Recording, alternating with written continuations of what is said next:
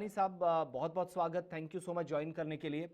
तीसरा दिन, कुल जी, मिलाकर 50 घंटे से ज्यादा की जंग दोनों तरफ से। फिलहाल कहीं पर किसी पार्ट पर ऐसा लगा नहीं है कि इन खराब हालात को ठीक करने की कोई कोशिश हो, किसी ने कोई नेगोशिएशन कोई कराने की कोई बात की हो।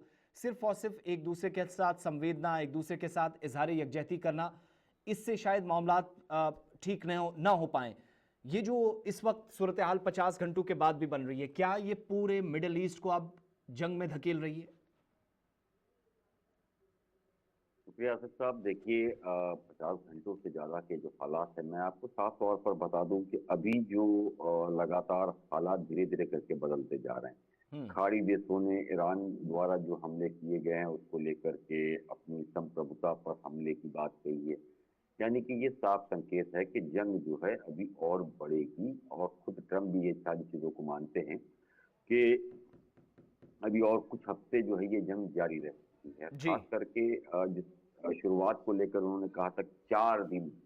मैंने आपसे कल भी कहा था कि 4 दिन कहना आसान विजुअल्स। है, लेकिन 4 दिन को 4 साल में बदलते देर नहीं लगती। इसी तरीके से अमेरिका जब अफगानिस्तान में आया था तो कुछ घंटों की बात करके आया था नेटो फोर्सेस के साथ में, और आपने देखा कि 20 साल वहां उसे रुकना पड़ा, और जमीन पर उतर करके जितना बड़ा नुकसान उसने किया, आखिरकार उसे वहां हाथ जोड़ करके भागना पड़ा।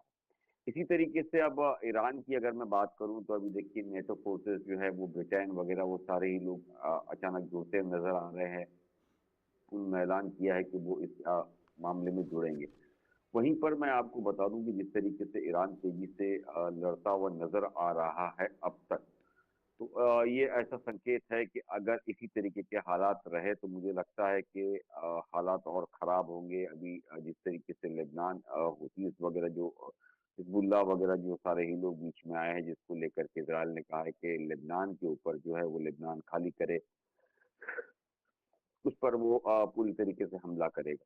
तो ये साफ संकेत है कि ये मामला जो है वो धीरे धीरे करके बिगड़ता जाएगा। और खास करके अगर मैं इस पूरे सिनेरियो को देख रहा हूँ तो इसके अंदर अब इंडिया भी सारी चीजों को समझ रहा है। प्रधानमंत्री नरेंद्र मोदी ने सीसीएस की जो कैबिनेट कमेटी ऑफ सिक्योरिटी की जो मीटिंग्स होती है उसको भी बुला लिया गया है। उसमें भी कई मामले हैं कि जो हमारे भारतीय फंसे हैं उनको जल्द से जल्द मदद कैसे की जाए, उन्हें कैसे निकाला जाए। दूसरा, शेयर मार्केट जो अब खुलेगा उसके क्या हालात होते हैं, उन सारी ही चीजों को ध्यान में रखते हुए लगातार ये बैठक बुलाई गई है। यानी कि ये दुनिया के अंदर हर जगह इस तरह की चीजें की जा रही है। और जो समझदार मुल्क है वो जान रहा है कि हालात बिगड़ते जा रहे हैं, क्योंकि अभी अगर ये जंग चलती है, स्टेट ऑफ हॉर्मुज बंद हो जाता है, तो ऑयल प्राइसेस जो है वो भी बहुत ऊंचाई पे जाएंगी। गैस वगैरह को लेकर के हालात खराब होंगे। और जिस तरीके से ईरान लगातार जवाब देता जा रहा है, तो ये साफ संकेत है कि वो अभी झुकने के मूड में नहीं है। हालांकि जिस तरीके से रहीम चेंज को लेकर के अमेरिका ये सोच रहा था कि तुरंत हो जाएगा, लेकिन हमने देखा कि बिल्कुल उलट उसका जवाब आया है। एक तरीके से अयतुल्ला खमेनी के शहीद होने के बाद में आप ये समझ लीजिए कि जो उसने कहा था कि ईरानी जनता जो है वो बाहर निकले, फेवर में आए, बगावत कर ले, लेकिन उसके बिल्कुल उलट जो है हमने ईरान और पूरी दुनिया के अंदर देखा। लोग जो है वो एक तरीके से फेवर में आना शुरू हो गए। और हम लगातार देख रहे हैं कि अमेरिका मुर्दाबाद के नारे लग रहे हैं। अमेरिका को ये वार्निंग देनी पड़ी है अपने खास करके नागरिकों की बात करें या सैन्य ठिकानों पर के सुसाइड बॉम्बर्स जो है वो उसका ख्याल रखे, कहीं सुसाइड बॉम्बर्स भी हो सकते हैं। तो इन सारी ही चीजों को लेकर के मैं आपको बताऊं कि हालात धीरे धीरे करके बिगड़ते जा रहे हैं। कुवैत में खास करके अमेरिकन जो बेसिस है वो पूरी तरीके से बंद कर दी गई है। तो इन सारी ही चीजों को हम देखते हैं तो ईरान झुकता हुआ नजर नहीं आ रहा है। ईरान ने जिस तरीके से हमने आपने बताया कि 560 सैनिकों के घायल या मारे जाने की खबर है।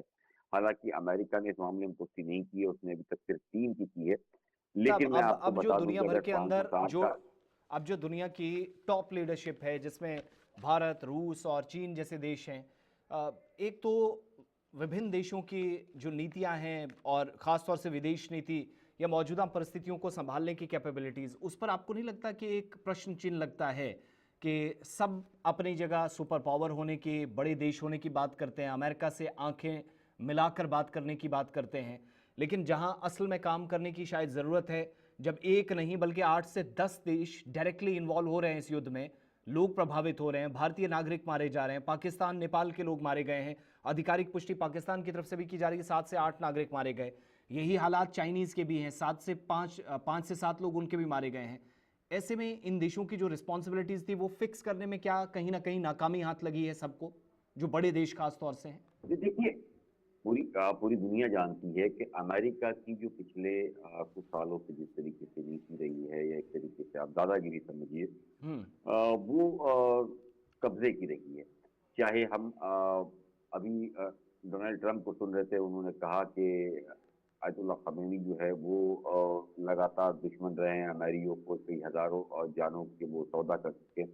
तो आप मुझे बताइए कि इराक, वियतनाम, अफगानिस्तान, लीबिया, ऐसे अलग-अलग जो मुल्क है जहां इन्होंने दादागिरी की, इन्होंने कब्जा किया, अपना अर्थ मिनरल्स को या ऑयल को टारगेट किया गया। फिलहाल में वेनेजुएला के अंदर जो राष्ट्रपति को गिरफ्तार किया गया। तो ये जो है वो बहुत नेक और फरमाबरदार लोग हैं, मतलब जहाँ जुल्म होता है वहाँ ये पहुंचते हैं। गाजा के अंदर मासूमों को मार दिया गया, आज तक हिम्मत नहीं हुई अमेरिका की कि उसको जेनोसाइड का नाम दे सके। तो आप इन पूरी चीजों को समझिए कि दुनिया आप समझ रही है कि जिस तरीके से वो दादागिरी करके दुनिया के अंदर कब्जा करना चाहता है, दुनिया के अंदर ये चाहता है कि उसी की हुकूमत रहे। तो अब दुनिया धीरे धीरे करके एक तरीके से दो हिस्सों में बंटती नजर आ रही है।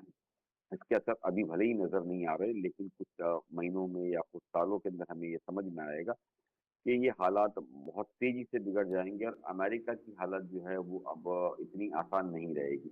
जिस तरीके से ईरान जी।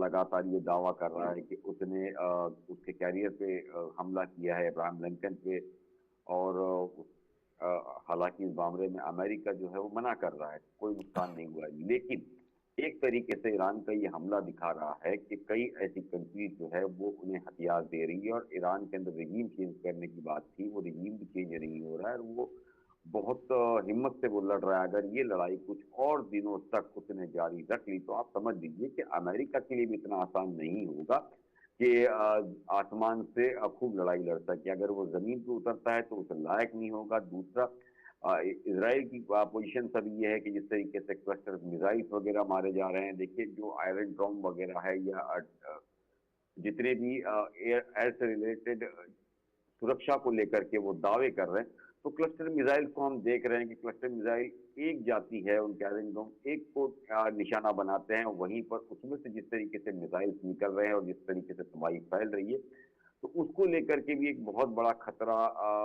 इजराइल के लिए भी है। और इसी तरीके से अगर हमला बढ़ता है तो ये अमेरिका के लिए उतनी बड़ी चुनौती होगी। अगर अमेरिका को लेकर के एक आधा उसका कैरियर हिट हो जाता है तो आप ये समझ लीजिए कि बहुत बड़ी मुसीबत उसके लिए हो जाएगी। दूसरा, खास करके जी। ये अमेरिका के अंदर जिस तरीके से लोग सड़कों पे आ रहे हैं, जिस तरीके से ईरान वॉर को लेकर के उनका कहना है कि ईरान वॉर बंद करे, तो इन सभी चीजों को अमेरिकन भी समझ रहे हैं। वहीं अमेरिका के अंदर अब ये भी बात होने लगी है कि एप्स्टीन फाइल्स को लेकर के ये सारे नाम आने थे, वहाँ निकली की गिरफ्तारी को लेकर के बात चल रही थी।